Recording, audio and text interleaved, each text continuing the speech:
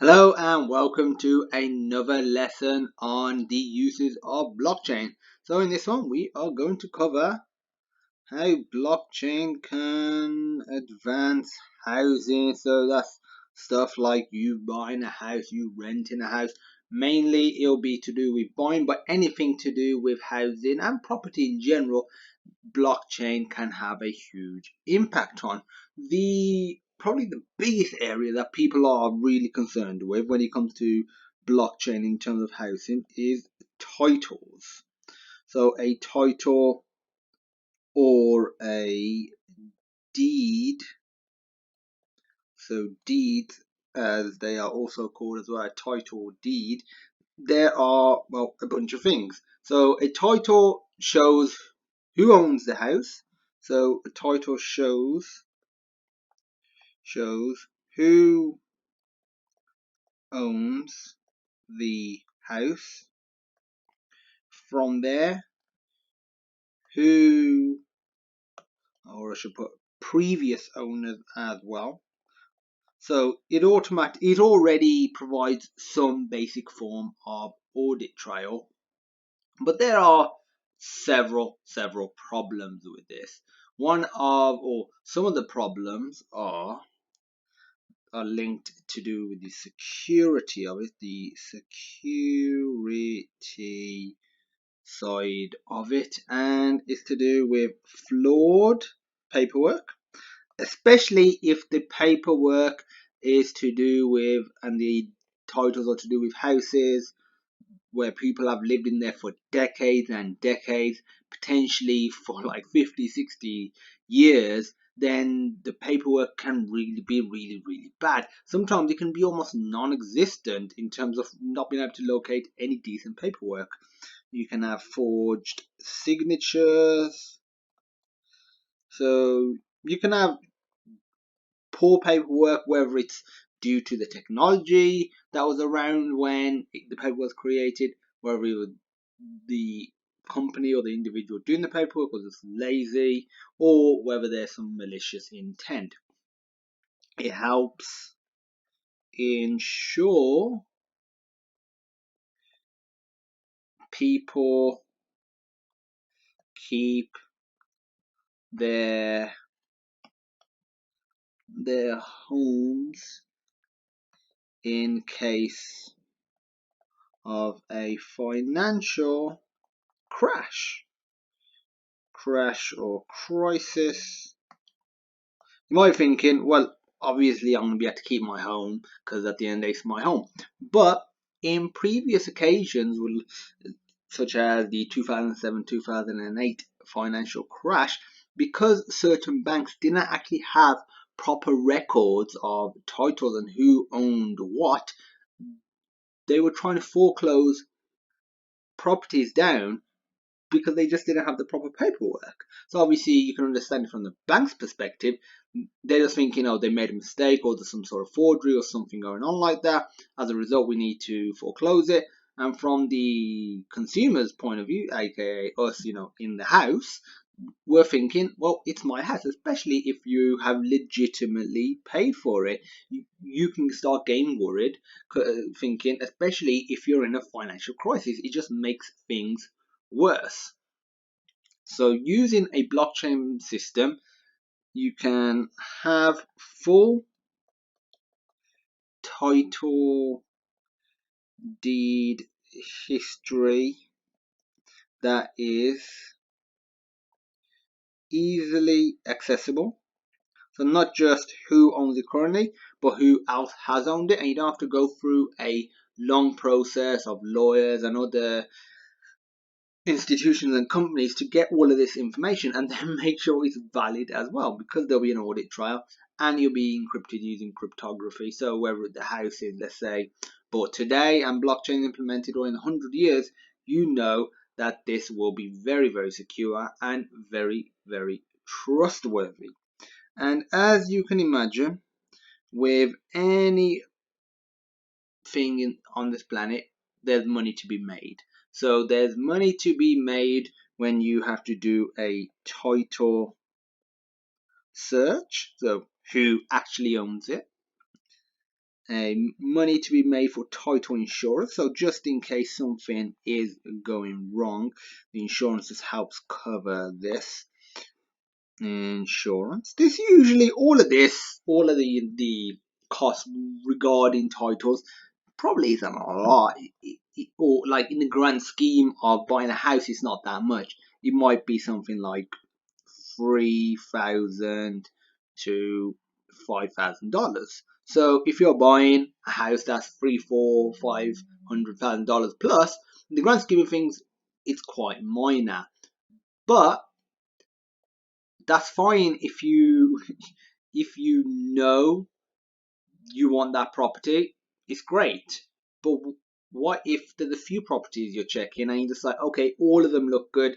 The only thing will be how good the title deed is and who's owned it previously, etc., etc. It's not practical to be doing this on, let's say, 3, 4, 5, potentially even 10 houses. We're using blockchain and an automated system, and that's fully audited. You'll have all of this, so you won't even have to pay necessarily, and you can just do checks could just automatically happen. So imagine if you go onto an estate agent's website, you could automatically have some sort of stamp of approval saying it's validated above X percentage, which you know is good, and then you can see a breakdown if you're interested, saying that this person owned it. Even if they don't show specific details, they could show certain information that just gives you some peace of mind. So you can check this out for all prospective houses. So that is fantastic.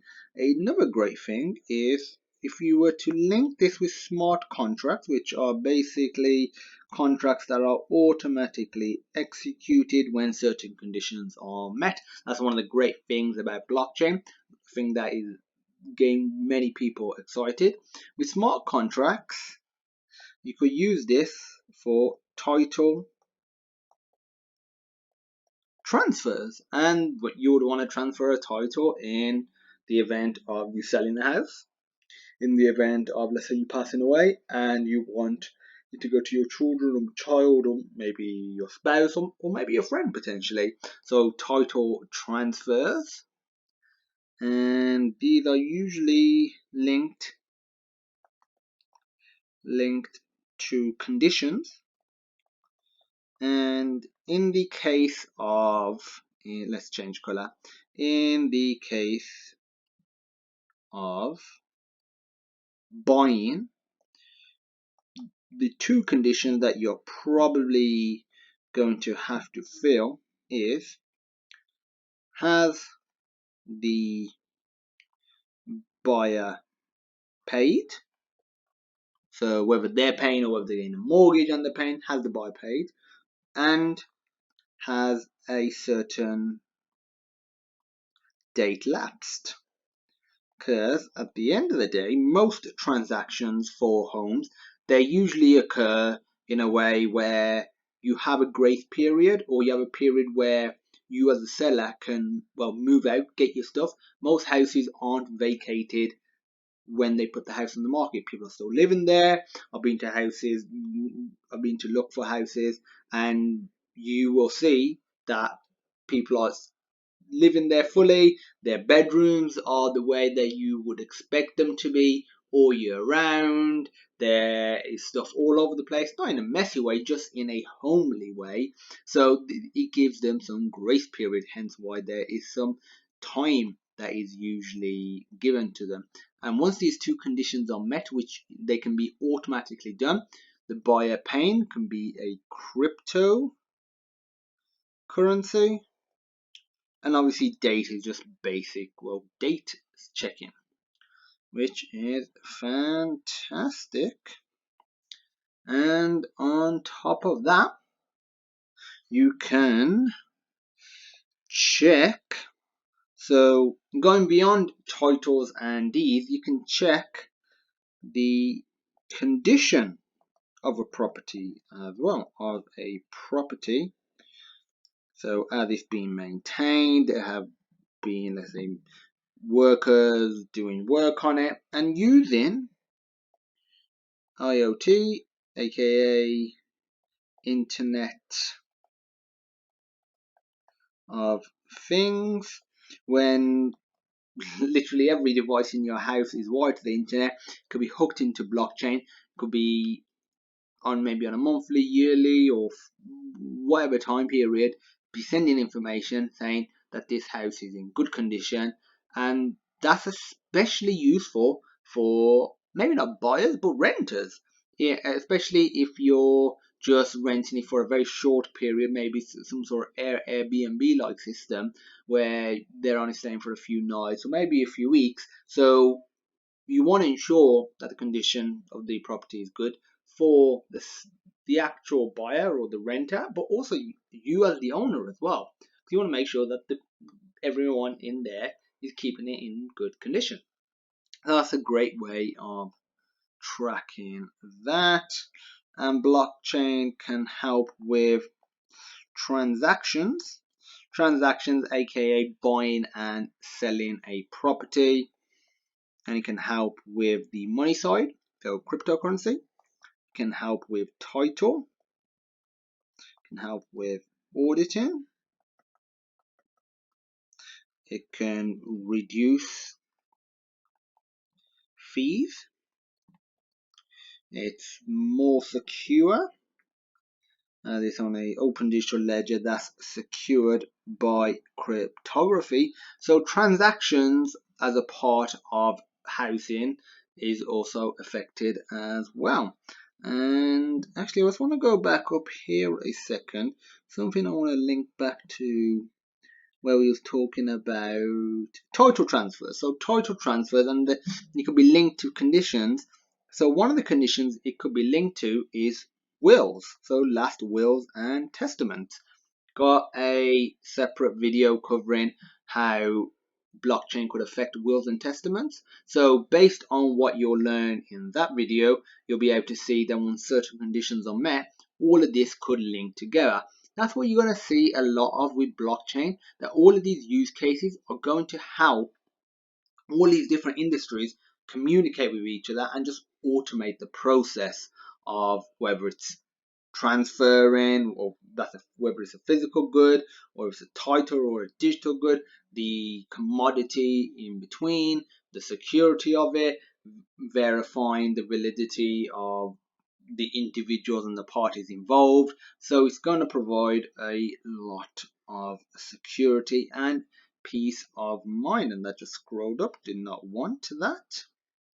And finally, just to iterate, it provides accurate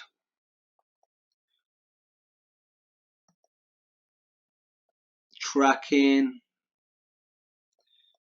using blockchain every step of the way. Who was responsible for what? So who owned it, who did what at any particular time, whether it's handling deed transfers, who was responsible for what, etc., etc. And this allows you to have a audit trail of each party to see if they are trustworthy, because ultimately that's what blockchain at its core is, ensuring the trustworthiness of parties, just making sure people are who they are, they're doing what they say they are, and they've done what they say they've done. So this has been an awesome video on seeing the use cases of blockchain in the housing market, which is a huge and very, very important market. So I think there is a lot that can happen in this industry. Thanks for watching. If you have any questions, feel free to reach out. Feel free to go over the video again and check out any concepts that you didn't quite grasp the first time round. And I look forward to seeing you in my next lesson.